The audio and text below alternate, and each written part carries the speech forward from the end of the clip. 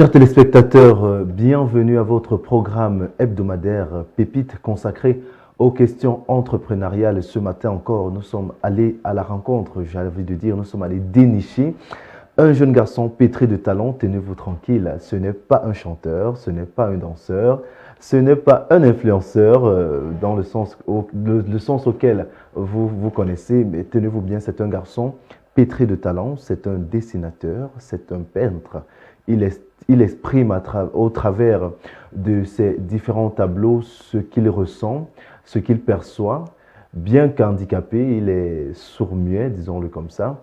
C'est un jeune qui a su passer au-dessus ou alors mettre de côté son handicap pour faire valoir son talent, son savoir-faire.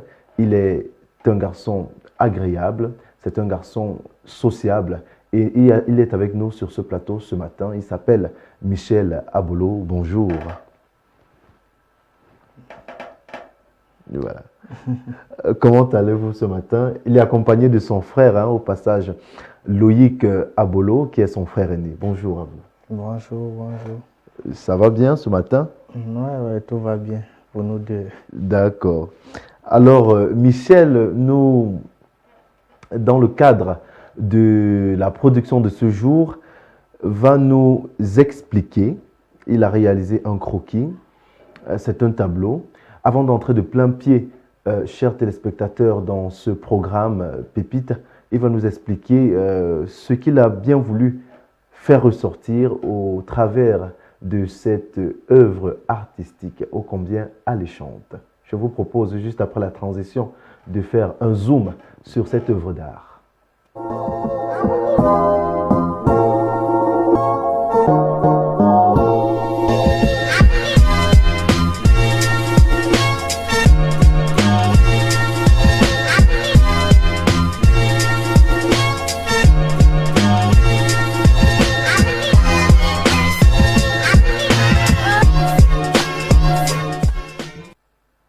De retour sur ce plateau de Pépites, ce matin, je vous le disais à l'entame de mon propos, nous sommes en compagnie de deux jeunes garçons, dont l'un est dessinateur et peintre, il s'appelle Michel Abolo, il est accompagné de son frère aîné Loïc Abolo, qui sont tous deux jeunes garçons issus de la région du centre Cameroun. Exactement. Du centre Cameroun. Ce matin encore, on va donc dénicher, on va entrer en profondeur, disons-le comme ça, de ce tableau qui est en face de nous. Alors, Michel, pourquoi cette œuvre, pourquoi ce tableau? Qu'est-ce qu'on peut comprendre, Loïc, à travers ce qu'il a voulu exprimer?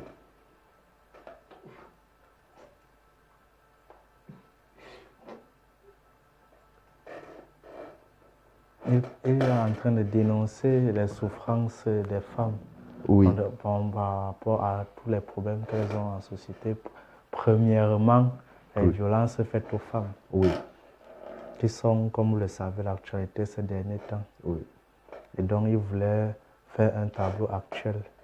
D'accord. Donc, à travers cette caricature, Loïc, Michel a voulu exprimer ou alors dénoncer le phénomène des féminicides qui va grandissant dans nos sociétés quand on sait qu'il y a quelques temps de cela, un rapport avait été publié faisant état de près de 57 femmes tuées au Cameroun depuis le début de l'année 2023. Michel a voulu exprimer cette souffrance que ressentent les femmes. Mais on peut remarquer, hein, Michel, elles sont maquillées, les femmes.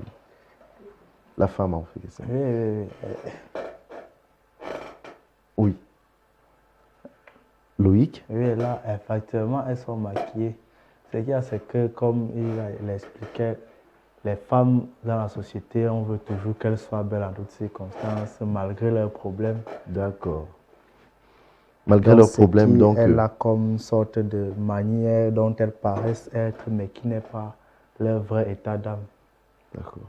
Au travers donc de cette caricature, Michel a voulu entrer en profondeur ou aller au-delà du caractère, j'ai envie de dire, du caractère visible, perceptible de la femme quand on la voit. Elle est belle, elle est maquillée, mais cette beauté, très souvent, regorge ou alors cache des souffrances qu'elle vit. Exactement. Oui.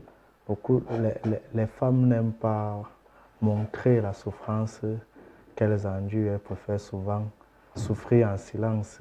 Oui. Et très peu de cas de violence conjugale sont, comme on sait, souvent dénoncés. Oui. Elles préfèrent, et on ne découvre que plus tard quand il y a déjà eu la mort. Oui. Donc à travers cette caricature, Michel a voulu nous représenter cette actualité, effectivement, qui a pignon sur actuellement.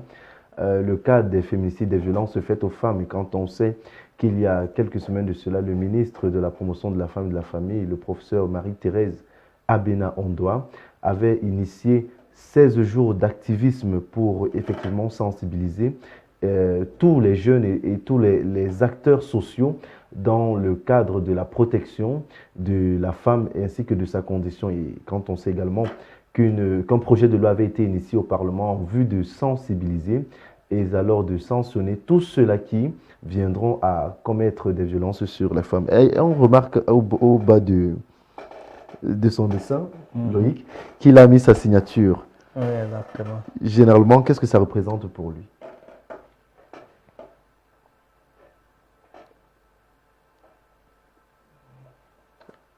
Oui. En fait, il montre là que c'est une manière de signer son tableau, c'est signer son œuvre. Oui. De la personnaliser. Voilà, la personnaliser. Oui.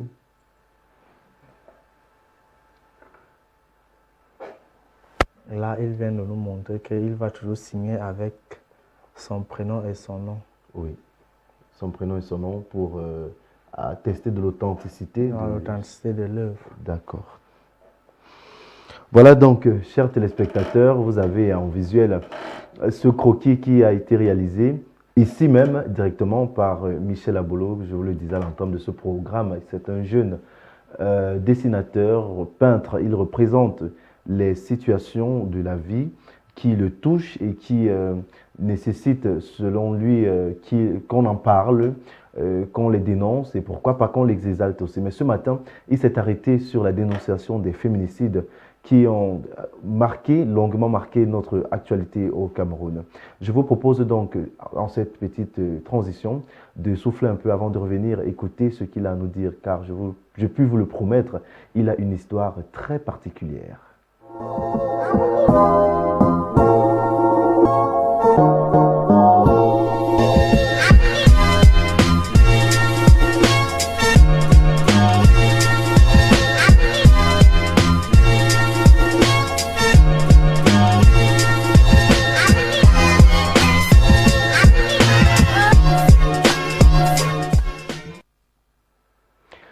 De retour, mesdames et messieurs, je vous le disais, nous sommes en compagnie de Michel Abolo, jeune dessinateur et peintre, et également en compagnie de son frère aîné, Loïc Abolo, qui est son traducteur, disons-le comme ça.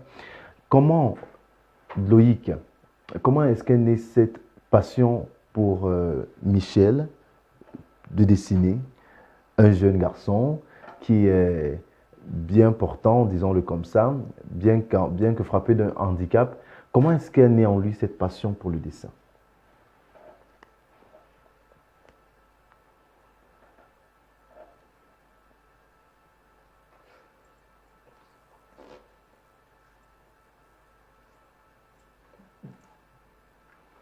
Il dit que depuis tout petit déjà, Oui. il adore le dessin. D'accord. Il a commencé en produisant les personnages, les films, les dessins animés. D'accord. Et c'est devenu une passion pour lui.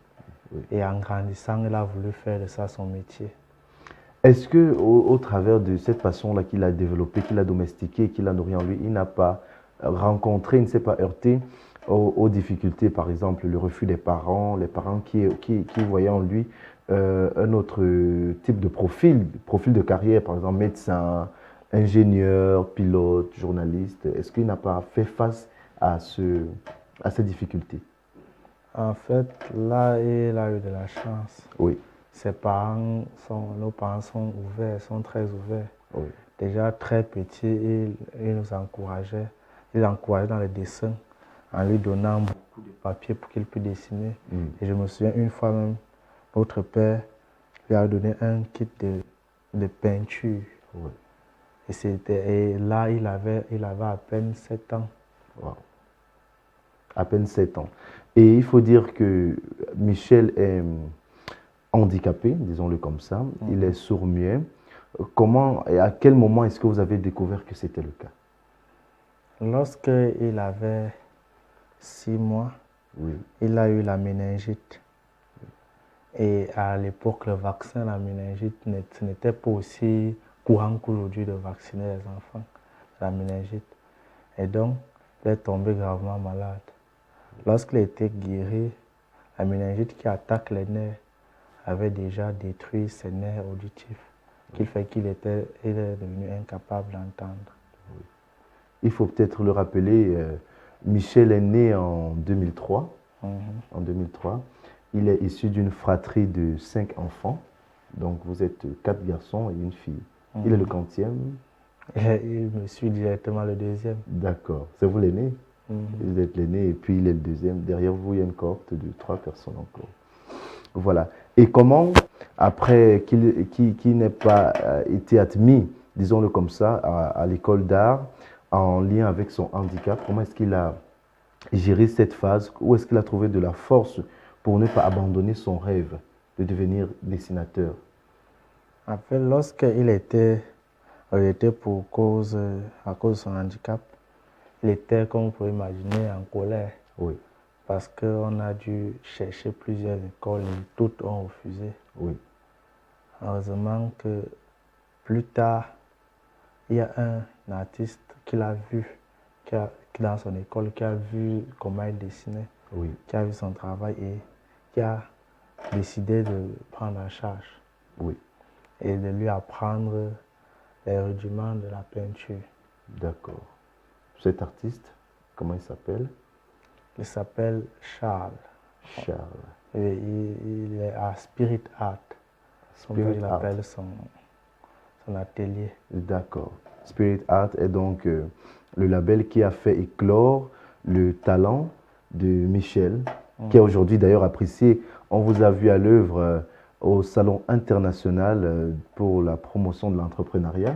Le CIPROM, voilà, au Palais des Sports la semaine dernière. C'est d'ailleurs une initiative pilotée par le ministère de la Jeunesse et de l'Éducation civique. Est-ce qu'il faut donc comprendre, Loïc et Michel, qu'il a l'habitude de telles foires, de tels salons, où il a la possibilité d'exposer son talent et son savoir-faire? C'était la première fois qu'il allait à une foire ou à ce genre de truc pour exposer. Mais il avait déjà exposé tout seul. D'accord. Par le passé. Mais cette fois-ci, il avait décidé de tenter pour voir. Oui. Parce qu'on l'avait conseillé en disant qu'il y aurait une chance que de nouvelles personnes découvrent ce qu'il fait. Oui. Et au carrefour, donc, au grand carrefour de ces rencontres, il a été choisi dans le cadre de la production de cette émission Pépite dédiée aux questions entrepreneuriales et au quotidien. Quand il exerce, comment est-ce que se passe son activité? Est-ce que il est vendeur ambulant, il dessine des croquis, il les commercialise directement? Est-ce qu'il est vendeur ambulant ou est-ce qu'il a un atelier? Comment est-ce que ça se passe dans l'exercice de sa tâche en tant que dessinateur et en tant que peintre? En fait, il est sur place. Lorsqu'on a besoin de ce service, oui, on me contacte généralement. D'accord. Et en fonction du tableau que la personne veut, ils vont essayer de causer avec bien sûr un intermédiaire. Bien entendu. Pour mieux comprendre les besoins du client. Oui. Il est capable de faire tout genre de tableaux, que ce soit les plus fantaisistes à la caricature. Il peut dessiner une personne. Oui. Ça arrive aussi souvent. Je me souviens dernièrement, il y a une femme qui a demandé de dessiner sa mère pour son anniversaire. Oui. Et aussi, comme il produit aussi beaucoup d'œuvres, lorsque une de ses œuvres qu'il publie souvent sur Internet plaît à quelqu'un, la personne peut acheter directement. D'accord. Il faut donc comprendre par là que la spécialité ou alors la spécificité de Michel parmi tant d'autres, c'est le dessin et la peinture, s'il faut le dire comme ça.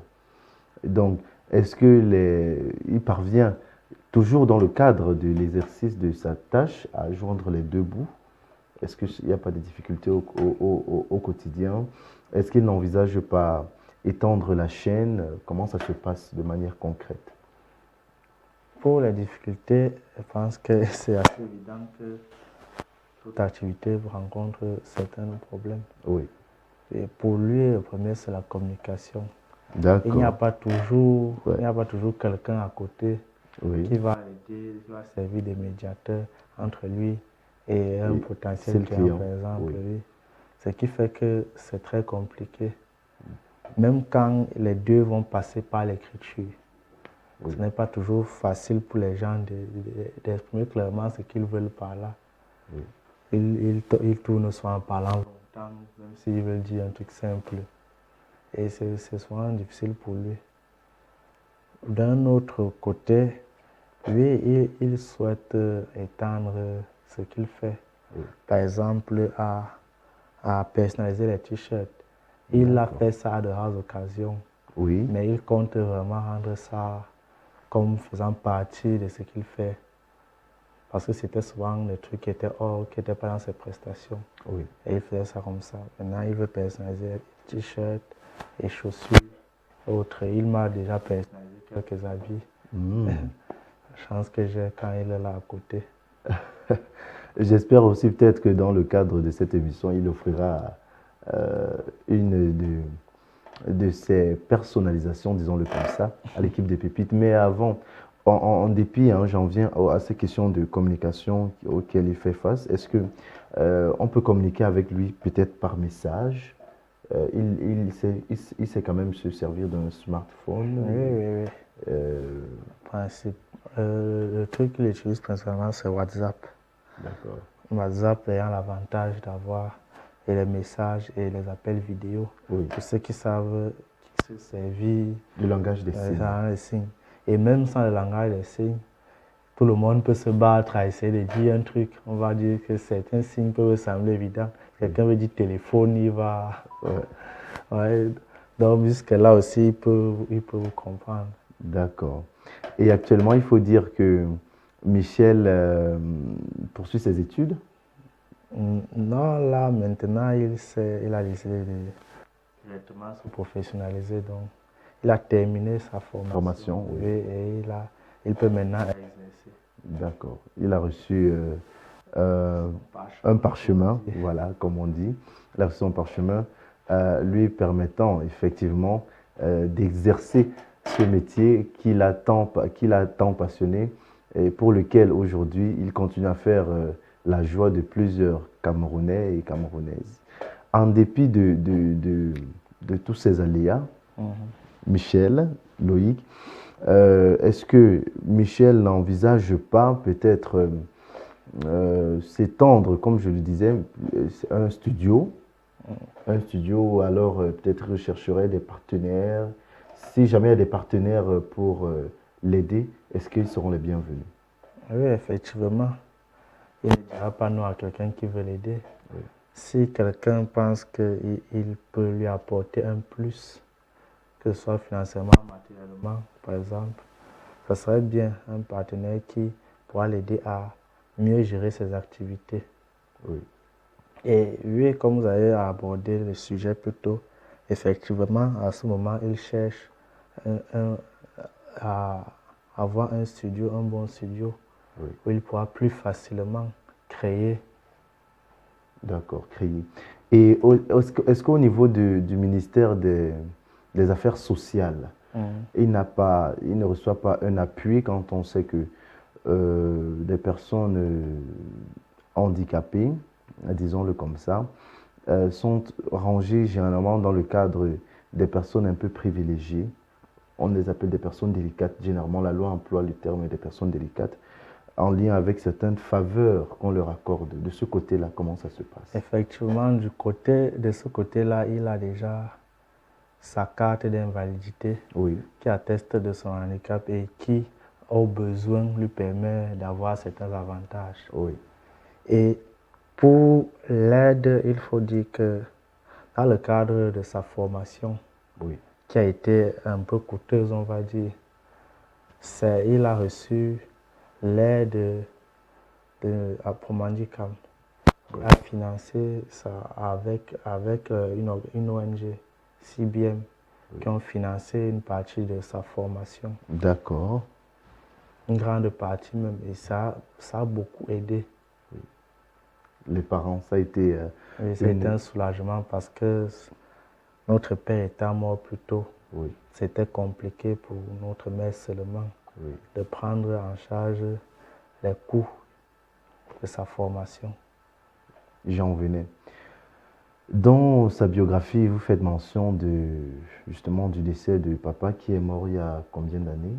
En 2021, ça fait 2020, ça fait 3 ans. Ça fait 3 ans déjà que vous êtes resté avec votre mère et que... Est-ce que cette activité aide aussi peut-être à apporter quelques bouffées d'oxygène en famille dans le cadre peut-être des charges, des différentes charges? Vous avez des petites sœurs, vous avez 2 petits frères, Michel et vous, et vous avez une petite sœur. Oui. Oui, comment ça se passe à la maison? Oui, on va dire que ça aide parce que Michel peut par exemple prendre certaines activités pour lui-même. Oui. S'il a besoin d'un truc. D'accord. Avec un revenu, il pourra lui-même souffrir ce qu'il veut. Oui. Ce qui n'est pas toujours le cas, vous savez, il y a des périodes où c'est plus difficile de vendre. Oui. Comme dernièrement aussi, ça a été très compliqué. Oui. D'accord. Et en tant que jeune entrepreneur, quels sont ses rêves pour Michel? Dans quoi est-ce qu'il se projette? Comment est-ce qu'il se voit dans 5-10 ans? Quelles sont ses projections? Comme vous savez, beaucoup de gens aiment s'inspirer des meilleurs dans leur domaine. Oui. Et ils souhaitent à l'avenir avoir ces tableaux exposés dans le monde entier. Comme Picasso? Voilà, comme Picasso. Ouais. Et avoir une renommée internationale. D'accord. Donc, chers téléspectateurs, c'est un jeune entrepreneur, je vous le disais déjà, Michel Abolo, âgé de 20 ans. Il est âgé de 20 ans, il est né en 2003, handicapé, il est sourd-muet. C'est un handicap d'ailleurs qui a eu raison de lui à l'issue d'une méningite bénigne qu'il a attrapée lorsqu'il n'avait que 6 mois. Mais c'est un jeune pétri de talent, je vous l'ai dit. Vous avez d'ailleurs pu l'observer à travers ce croquis qu'il a bien voulu nous dessiner ici même dans le cadre de la production de cette émission Pépite et qui met en avant ces jeunes entrepreneurs aux questions innovatrices, question de pallier au chômage ambiant et pourquoi même pas innover dans la sphère économique nationale et sous-régionale Afrique centrale. On va bientôt se séparer, Michel et Loïc. Peut-être un dernier mot pour qu'est-ce que Michel aimerait bien partager avec nous?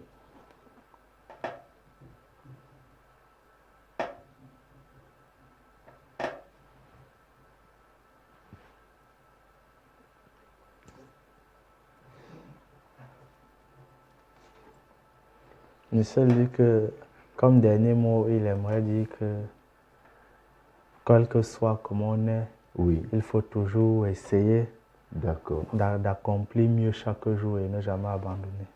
D'accord. C'est donc une invite, chers téléspectateurs, vous l'aurez compris.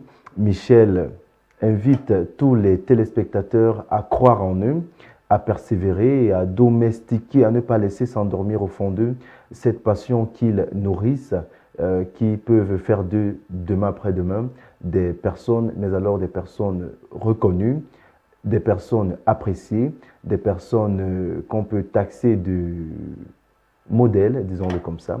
C'est donc la fin de ce programme, je vous le disais, Pépite en compagnie de Michel Abolo et de son frère aîné Loïc. Merci d'être passé sur les antennes d'Horizon 3 Télévision dans le cadre de la production de votre émission Pépite.